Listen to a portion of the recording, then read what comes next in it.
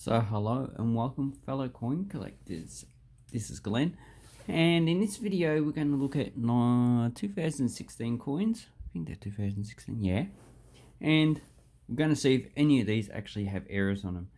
I've probably kept these since 2016, so a lot of them are actually in pretty good condition, but basically because I've kept them for 5 years, I've lost about 15% of its purchasing power. So these coins actually decline in value the longer you actually keep them.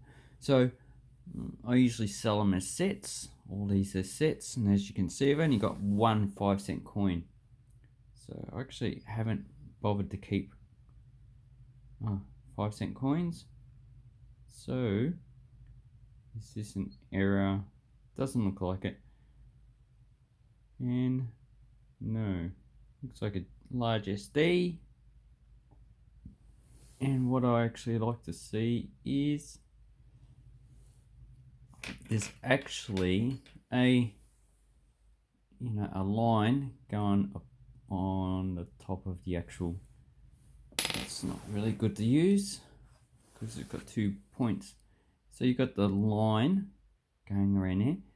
So I prefer to use that one instead of the small and large SD because it's a bit harder to distinguish.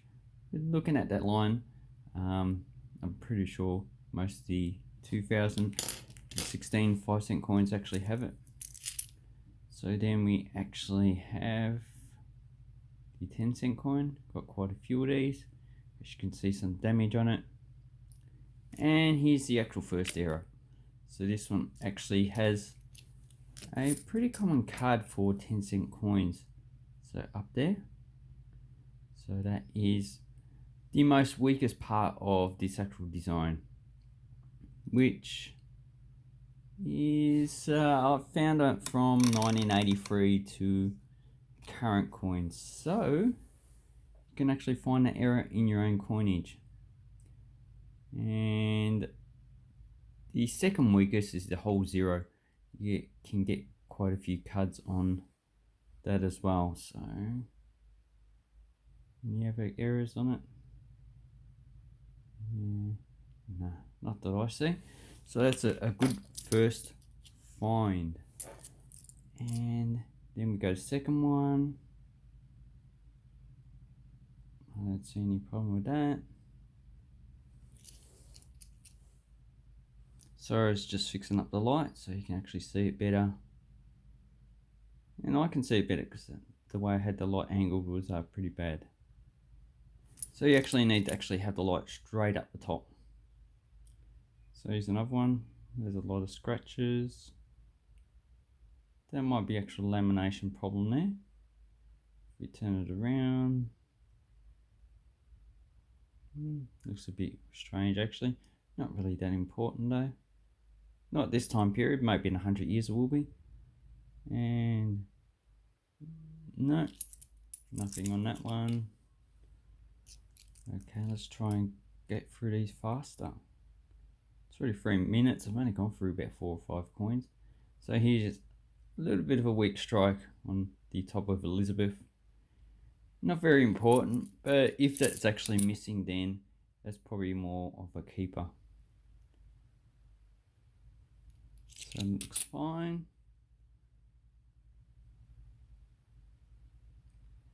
Don't see anything on that. No. Oh no, it's just a stain. Any cards on the zero? I usually go for the zero first, see if there's any cards on that, and then look at the rest of the coin. So when you actually do this, you're going to miss a lot of errors because some errors you don't know exist, and sometimes you just do it too quickly, so you actually don't pick it up. If it's a large error, you'll probably pick it up, but if it's a small error, probably not. So 2016, looking for IRB. RB's joined, I is separate. And on this side, looking at small large SD and the gap between the actual platypus and the wave. So talking about this point here. So no, I don't see anything on that. I actually don't keep 2016 coins anymore. They're actually pretty high mint, and they're actually starting to get really damaged now. So it's just not really worth you worrying about keeping them. If you find an error, yeah, then that is good. But if not, just don't keep it. I think there was like, I can't remember, 20 or 30 million of these coins minted. Oh, and also the claw, 3.5. None of these had 3.5 claws. So, no, nothing in that. Okay, the 50 cent. What we're mainly looking at the 50, see if there's any degraded dies. And I don't see any problem with that. Also, you put two together and see if they've actually changed the actual fonts on it. So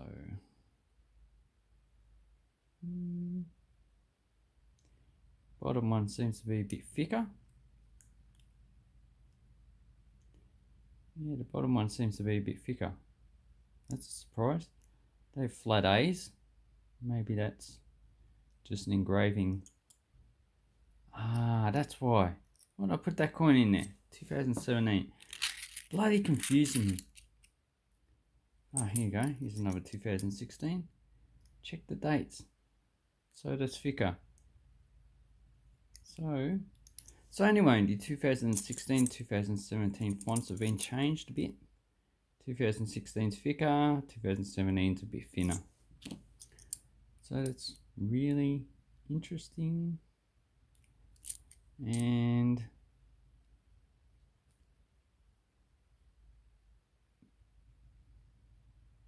also looking for double bars behind the emu's head. You never know, they might actually occur on that date. So always just check. If it is a double bar, people start checking, then we'll actually see if it's actually common or not. So thick. Is that a pointed A or flat A? It's a bit hard to actually tell. I'll just say rounded A. So in between.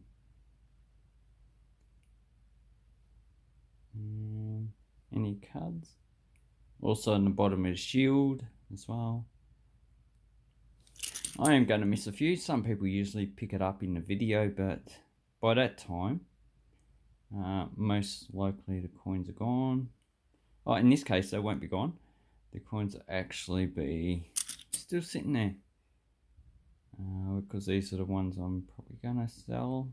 They're not uncirculated, but they're in pretty good condition for, you know, if you don't want to get an uncirculated set, you just, oh no, the uncirculated sets, I think these are in the baby sets. They're not uncirculated. That had the commemorative coins. So you'd have to fork out $40 or $50 for a baby set if you wanted a set of these coins. But I prefer to actually sell these overseas, IRB, to people who like Australia coins, because Australia is actually quite popular with a lot of countries.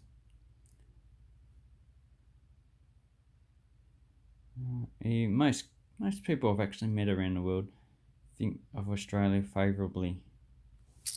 Even now, from Vietnam to Taiwan, Japan, and no, this one's a little bit low grade. So no, nothing there. Then we move on to the $1. So the $1, what I'm looking for on the $1 is actually the third roux with the missing leg. So what I'm talking about is this part here, missing the actual third leg or any cuds, and any other type of errors that you can actually find. Now, what is my favourite Australian circulating coin? Not too keen on most of the commemoratives. For these designs, I actually like them all. So, don't really have a favourite. Go through phases where I like this coin over that coin and that coin over this coin. But this is a nice design, the 5 kangaroos. I like to say they're actually 5 different species. So at the front you've got the red, then you've got the grey, eastern grey, western grey, you've got the wallaroo, and then you've got Tuolaki's wallaby. Card? No. And I wonder how many kangaroos are actually going to go extinct in the next 100 years. I think quite a few will. Poor animal. And that's just the way the world works. One species becomes too popular and the rest suffer. Okay, so that's nice. Evolutionary biology is actually quite interesting. So nothing on those. Then we have the 2016 $2. No idea what I'm looking for on these. Reading.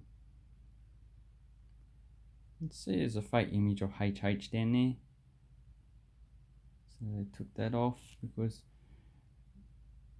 that designer never actually designed that. Someone else did. £1 Jimmy, the Aboriginal design. It's not supposed to be a person, it's supposed to be a combination, just an allegorical feature of your Indigenous Australian. And allegorical means it doesn't represent an individual, just it represents an ideology or a group of people or a country, something like that. So that's who he represents. And is that a cut on the 2? Just damage. And the last one. So 12 minutes of bloody boredom. Yay. Bore us to death, Glenn. So the only thing I actually found was, no, not that one. Oh yeah, that one. That card. So, yeah, quite interesting.